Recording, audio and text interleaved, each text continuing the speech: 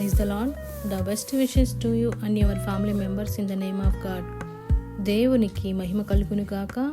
దేవుని నామం పేరిట మీకును మీ కుటుంబ సభ్యులందరికీ శుభాభివందనములు. Today God's promise. ఈరోజు దేవుని వాగ్దానము. కొండల తట్టు నా కన్నులెత్తుచున్నాను. కీర్తన గ్రంథము 121 అధ్యాయము 1వ వచనం.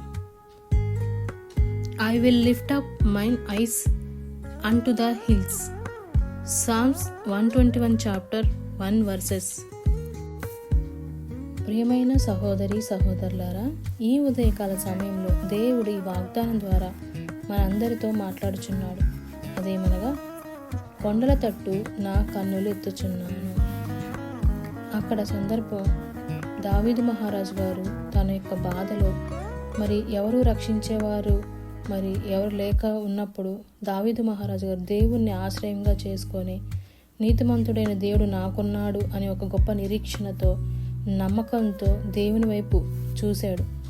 అప్పుడు మరి ఎలాంటి శోధనలు ఎలాంటి శత్రు భయాలు ఉన్నప్పటికీ కూడా దావీదు మహారాజు గారిని ఎంతగానో కాపాడాడు. ఎందుకంటే నీతిమంతుడిగా ఉన్నాడు కాబట్టి.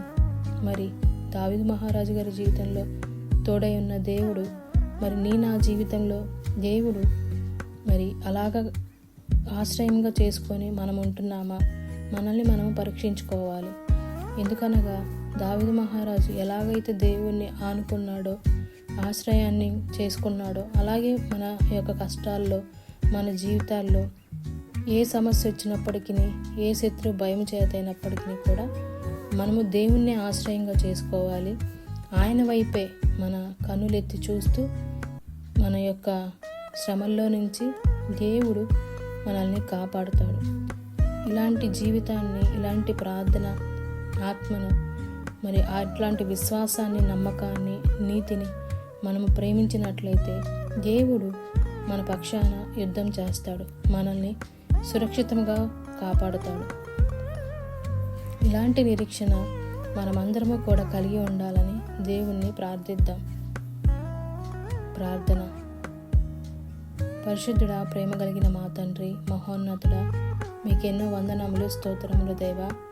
ఈ ఉదయకాల సమయంలో మాతో ఈ వాగ్దానం ద్వారా మాట్లాడిన విధానం బట్టి మీకెన్నో వందనములు, స్తోత్రములు దేవా.